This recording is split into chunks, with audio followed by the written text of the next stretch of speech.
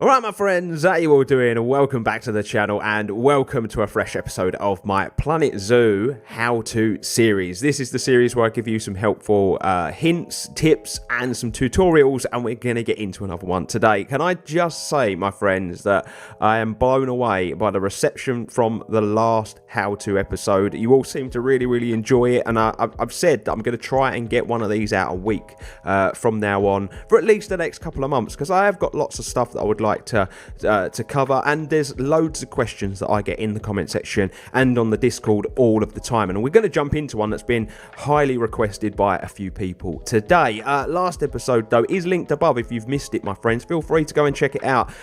With regards to that, and this is the reason why I'm doing a tiny little intro now, is I am going to be going back into that and doing a more sort of advanced version of what I've already done. We'll do some building together and I'll basically tell you how I plan and show you exactly how I do it, rather than just explaining it the way I did in that video. But anyway, my friends, we've got an exciting one to jump into today. Let's get going. So here you go, my friends. Let's crack on with today's how-to episode, and we're going to be tackling entrances. We're going to be tackling all things entrances today. Now, we're not going to obviously be doing a heavy build tutorial or anything like that. I can always do that in future if you would like, but I was asked recently on some hints and some tips on how to build a simple yet effective entrance to a zoo. Now, there's things I consider whenever I start a zoo. There's always things that there's a 3-step plan that I think about before I even start building, and then there's kind of like a flow that I always tend to use when I'm going to start my entrance. Another thing I was asked was, and I'm going to start with this, is how do you get rid of the original entrance in the zoo? As you all know, if you are, regulars to Playing Planet Zoo, in all of the maps you will start with this entrance, and some people still don't know how to get rid of this. And this was a comment I was asked a few months ago, and I thought that now that I'm doing this, the best time to kind of tackle it properly. Now, the best way to get rid of this entrance is to simply get your multi-select tool, and then you select this whole building and simply press delete, and that will delete that building. Now, the thing you have to consider is this deletes your entrance items and your spawn points. So you've got to think about, if you're going to do it this way, you've got to think about putting those back in. And then to get rid of the path, the easiest way to do that is to just get your delete path and go over the top, and it gets rid of it all, my friends. And that is it. You've completely cleared that area. Just so you know, you can actually get your paint terrain tool and you can paint all this mud out, because I know it doesn't look too nice on the edge of the map. There's actually a line there where you can see the long grass. You can paint up to that point, basically. And I believe you can do that all the way along, should you wish. And it really is as simple as that, my friends, to get rid of the original the original entrance to your zoo. Now you've done that though, you're thinking about your custom entrance, aren't you? So let's talk about how I go about building an entrance. And I've put together a simple little design that you can kind of work from today, my friends. What I am going to do as well is, because of the points I'm going to make, I will not only show you this little design that I put together, but I will then show you 2 bigger designs that I've done in the 2 big projects on the channel, so then you can see how I considered the points that I'm going to talk about in today's episode. And hopefully these little hints and tips will help you when you come to building your entrance or starting a new project, my friends. So here it is. It's a tiny little entrance that I've made. I've not gone crazy with the detail, because the big thing that the person said was just a simple design that looks really nice and it looks effective and it can give me some ideas. And that's basically what I've done. Now, when I build a custom entrance, the first thing I obviously do is I go and delete the old one. We've got rid of it. Then we have to think about all the other little bits and bobs. Now, before I even think about the entrance, I think about the spawn points, because without them, you're not going to have people in your map. So your spawn points look like this. You'll find them in facilities, and if you just put spawn in, you'll see there's your spawn point. Now, I'm going to do another episode of this series on spawn points, because they're not the best looking things. They're pretty ugly, but there's really effective ways of hiding them. And I've come up with a few really cool ideas to do so. I think Tropical Wings is probably the one that people think about when it comes to me hiding spawn points. I've hidden them all over a city, and it's really cool because you see the people coming from all over the place. But I'm going to do a separate episode on that. But the first thing to think about is where are you going to put them. Now, with a lot of projects, especially if you're not going to build all the surrounding area up, building a car park and then hiding them in the car park is the best thing, because it just looks like your guests are walking across the car park like they would in real life. I think that's a really, really good way of doing it. But I think forward thinking, before you even start your zoo, forward thinking where you want to put your spawn points, where you want to hide them, is the best thing to do. And like I say, I'm going to do a separate episode on that, my friends. But then once you've put your spawn points in, you come to your entrance, and there's 3 points I consider before I even start building, and then there's like a little step-by-step plan that I go about when I build the entrance. So the 3 points, my friends, that I tend to think about, I'm going to put up on the screen for you now. And they are as follows. The first one is, how big is my project going to be? Now, I say this because the bigger the project, the bigger the entrance. And the bigger the entrance, the more items you're going to want to consider being close to your entrance. Now, if you're building from a realistic point of view, obviously it's going to be more than just a ticket office. It's going to be more than just your entry points. It's going to be an opening plaza. It's going to potentially be a gift shop. It's going to potentially be a guest services. You've got to think about what's going to be the other side of the entrance. There's lots to think about. If you're going to do a smaller project, you can get away with a smaller ticket office. You can get away with maybe not doing a gift shop. You can get away with the other side of the entrance, it being a bit more compact. So it's a good thing to think about, how big is my project going to be? So then your planning of your entrance becomes a lot easier. The second point I think about when starting a project is, what sort of project am I building? Is it going to be an old zoo? Is it going to be a new zoo? Am I going for realism? Am I just going for sheer fantasy? What am I building? Because if you can nail that, then you know what sort of designs you can go for. You know if you're going to go for an older look, a newer look, if you're going to go for something really crazy that's heavily themed, or if you're going to go for something that is just bricks, mortar and wood and looks a bit more realistic. And the last thing that I always think about, and this is more of a personal one just because I build for realism, and that is, what is the architectural design am I going to go for? What's the overlying look that I'm going to go for? Am I going to go really modern? Am I going to have a big opening plaza? Am I going to have my ticket office, gift shop and guest services interlinked, or are I going to have them all separate? Are they going to be before the entrance points, or are they going to be after? So it's all about planning, basically, and that kind of comes back to the video that I did last time where we were talking about realistic habitats, and there were lots of points that I brought up in that video that people really liked, and it was all about planning. It was forward thinking, and if you get that down, then I feel like your projects can come together, and they can come together quicker. I know that's a bit rich, me saying that, because a lot of the stuff I build takes me weeks at a time, but I do believe that it will speed up your process if you do that. So you've done those 3 things, you've considered them, you've got your ideas locked down. Now where do you actually start with your ticket office? Well, you've got your spawn points in, so you know where they are. They could potentially be hidden under a car park or under some pavement or whatnot. You've got that done.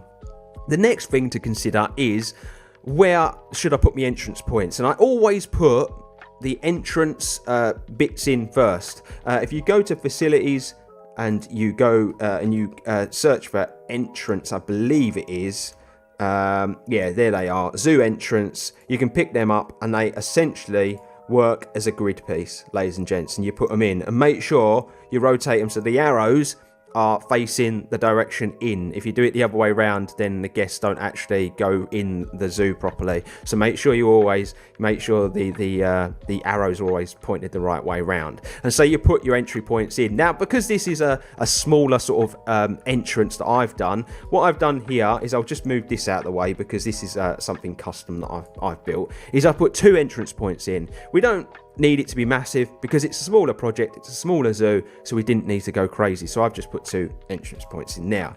Now, that's the first thing that I always do. The second thing that I do is I think about the building that's going to sit next to it, which would essentially be your ticket office, or a little cover over the top, or things like that, basically. Now, this is a smaller project, so we've just gone with a small ticket office, but I am going to, like I say, I'm going to show you Jammy Conservation Park, and I'm going to show you Tropical Wings, and I'll explain how they're different compared to this. So what I've decided to do is, because it's a small project, I've gone with a very small ticket office, something compact. Now, I used the mod that gets rid of the box around the shops, But if you don't use that mod and you're looking for a building that you'd like to use in place of a ticket office, the information kiosk, in my opinion, is the best one to use. It's quite nicely detailed, and I think there's items in there that the guests would buy before they go into the zoo anyway. I think it's the best one, and it looks really, really effective. And then it is essentially about placing those buildings down, building around it, coming up with your design and placing it, and then you've got your ticket office. Because the thing is, you want to get your entrances in, because you're going to see with Tropical Wings, for instance, we've got a massive entrance, and so the entrance points are very different to this one. You want to think about how close you want your ticket office to your entrance, and I feel like the bigger the project, the further away it would be, because you want to leave more space for the amount of people, whereas this is smaller. We didn't need a big entrance plaza. We didn't need loads and loads of detail. We didn't need loads and loads of items, so we could get away with going a bit closer. So once your ticket office is built, then the next thing I tend to think about is, where do I go from there? It usually is an exit point. Now, because I build for realism, I always tend to put like a little exit point in.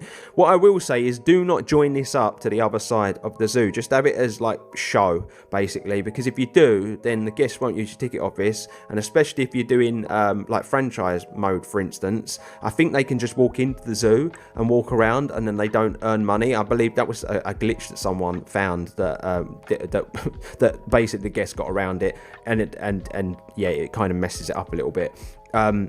They might have patched that. It was something that used to happen though back in the day, but I always put like a nice little exit point, because I think it just looks nice, brings the entrance to life a little bit more as well, and you've got your realism. So you've got your entrance in place, you've got your entrance point, you've got your ticket office, you've got a little exit point. Then I tend to personally do the entrance plaza. And the reason I do this is because it's nice to get that ground in, and then it's nice to know where your plants can go in that entrance plaza. And then once your entrance plaza is all done, so for instance, my plaza here is this floor. So this space here, essentially, that includes these plants and it includes all of this. This is the place where my guests would move on the entrance plaza to the ticket office, to the entrance, and then into the zoo, basically.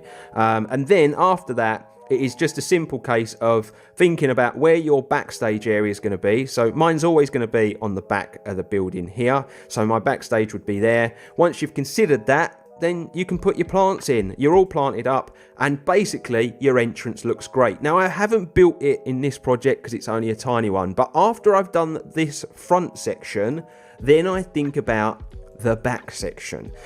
What I mean by this is, you've done all of the hard graft, you've done all of that, but if you're doing a bigger project, then I would personally, from my point of view, build your guest services, build your gift shop. If they're not included in your entrance, I'd build all that next, because then you've done all that, it's all done. And then from there, you consider your first animal. And the reason you do it this way, from my opinion, is you have got all of your entrance done. You know which way your plaza's going to move. Basically, you know where this section of land is going to move. And then you can consider where you want to put your first animal. And then from there, it's all about just the baby steps. One animal in, then it's where does my backstage go? Or if you're not bothering with realism, then you go, where's my next animal go? Where do I put my path? Where do I place a shop? Where do I place a restaurant? And it slowly pieces together. But once your entrance is in place and you've got the front done, you've got the back done, it is pretty easy. Now, as far as the sort of design process for entrances is concerned, I say this about every build. You can go as simple or as complicated as you want, but you can still make simple stuff look nice if you think about it and you plan it and you use the right items.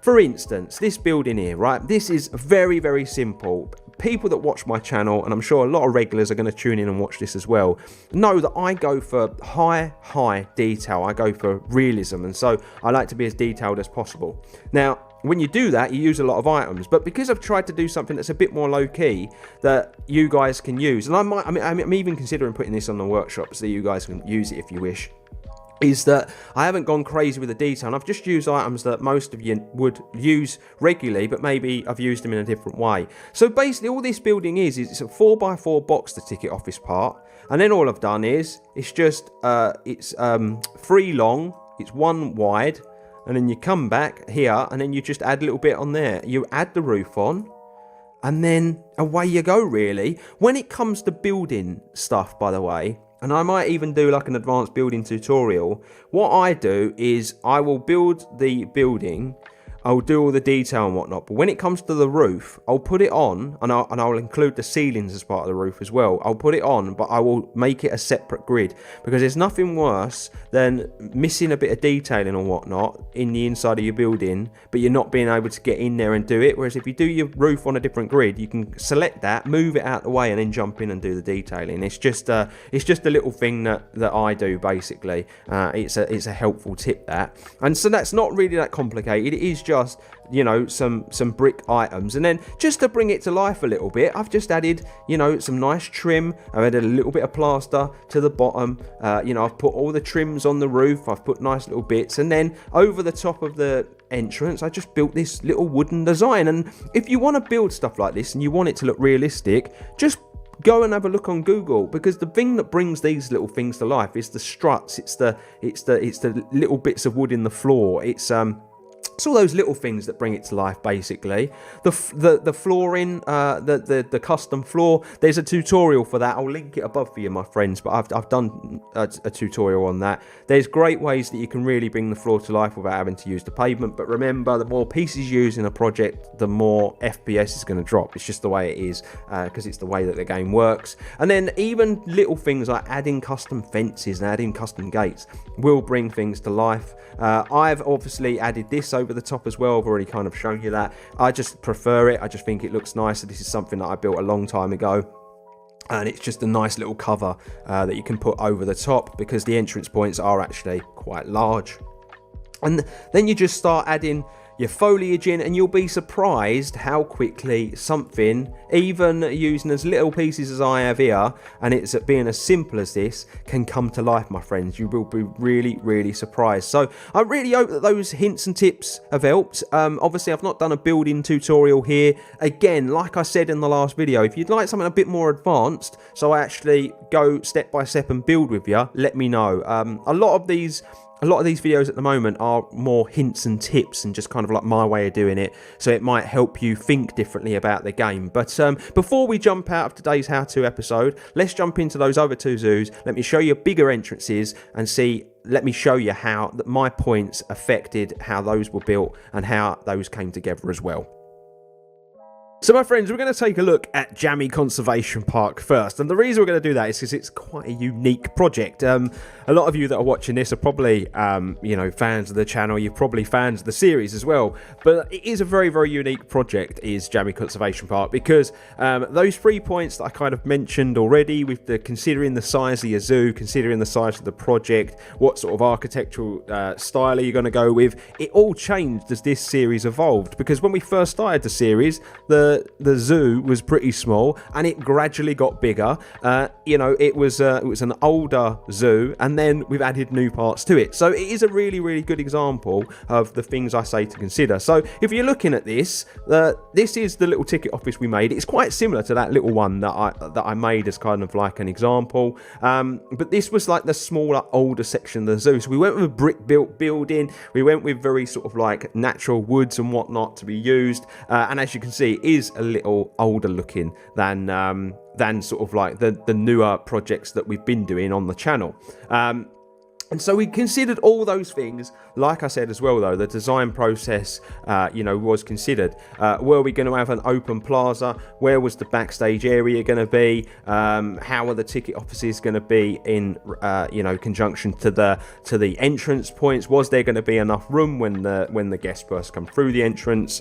You know, and then what's the first thing you're going to put the other side of the entrance? So you've considered all of those bits and bobs before you've even put it in. But as you can see, this is like more of an older sort of design. But if we head over to the main entrance of Jammy Conservation Park, you'll see how we then reconsidered how the zoo should potentially look and how the architecture would change if a brand new entrance was put in, because the design and the architectural design is very, very different. The plaza's a lot larger because we knew that there were going to be a huge influx of guests over this side, because obviously one side's just for the reptiles, this is for your bigger sort of animals and whatnot. And so we considered all that stuff. We've put the planting in, we've got a unique floor design, we've got a huge ticket office here, and then as you can see, we've got numerous entry points because we considered the size of the zoo. It is a big project, we were going to need lots of them. Like I've already said, a smaller project, you might not need as many, so we went with a lot. But then on top of that, because it's such a big project, it didn't just stop at a ticket office. We then put a gift shop in that joins up to the entrance, because this is a way that the guests would visit the ticket office and then potentially leave the zoo after that. And also we've got guest services, and all of this is near the entrance because this is all stuff that needs to be considered. This is all stuff that guests are gonna want right at the beginning of their day. Obviously I build for realism. You wouldn't need to do this if you're not worrying about realism, but I think it's something that people really should think about if they are. It doesn't just stop, as I've already said, when we were talking about that little entrance that I built as an example, it doesn't just stop at your entrance gates. You've got to think about, when you're building a realistic project, what is actually at the beginning of the zoo. And a ticket office is a big one. I think guest services is a big one, especially in the bigger zoos. And then things like gift shops. You'll be surprised how many zoos will have the gift shop right at the end when you're on your way out, because it's the last chance that that zoo gets to have its guests spend money. And you'll be amazed at how much money guests actually spend in a gift shop. And so now, my friends, we take a look at the entrance of Tropical Wings, where it follows all of those same steps, but again, it's a very, very different look. It's a different design, and it came about a different way. So the first step, obviously, that we talked about is how big is the project going to be? We knew Tropical Wings was going to be a huge project, so we needed a big entrance. And as you can see, there's lots of entrance points there for our guests to use. We also then went with quite an extensive sort of exit policy as well for our guests. Where the project was concerned. We then wanted to think about, was this an old zoo or a new zoo? We knew this was a brand new zoo. It was like the first of its kind, basically, in the city that we had built. And so then, as a result, we knew that we needed to look at a more modern architectural design, which is what we did. I actually found this design, not even by looking at zoo images. I actually was looking at shop fronts, and I found this fantastic sort of window design. I used that, and I went from there. And as you can see, I've kind of followed the similar steps to the other zoos. I followed a very similar step to Jammy Conservation Park, but I just pieced things together differently because I don't want every project to look the same. So instead of having the ticket office outside, we built a ticket office up so that the ticket office was actually inside the building. Also, guest services is in the same building. It's the same. It's a part of the same building, and it's just around the corner. As you can see, all your buggies and whatnot. And then when we were considering the plaza, we wanted it to obviously be a big open plaza because we knew there was going to be huge amounts of guests going in and out. And this zoo is going to be the only entrance, so we needed to make sure that the traffic could flow really, really well. You come the other side, and again, like I've already said, you have to think about, with certain projects, they're more than just your ticket office and your entrance points. So what did we think about? We thought about toilets, we thought about the gift shop, we thought about the plaza the other side and making sure that the guests could move. And then we thought about, like I've already said, what's going to be the other side of the entrance, what's going to welcome your guests into your project. And we used flamingos and our primate house, and it's really as simple as that, my friends. And so there you go, my friends, we're done and dusted for another how-to episode. I hope that some of the hints, tips and the little tutorial were really, really helpful to you. Like I say, this one was really heavily requested. I believe Sumna on the Discord had put a comment, and loads of people gave it a thumbs up and stuff on the Discord. So it's one of the reasons why I have tackled it. So I really do hope it's helpful. Let me know what you've made of it in the comment section below, and also, my friends, be sure in that comment section below to be letting me know what other tutorials or hints and tips you would like me to do for you, my friends. But I'm done and dusted. If you're new to the channel, please consider hitting that subscribe button. It's the best way to support the channel, and we're not far away from the magical 2K mark, which I've been working for quite some time now. Drop a like on the video if you've enjoyed it as well, my friends. The more likes I get, the more chance I have of more people seeing these little videos. But until next time, my friends, you stay safe, stay humble, and I'll see you next time.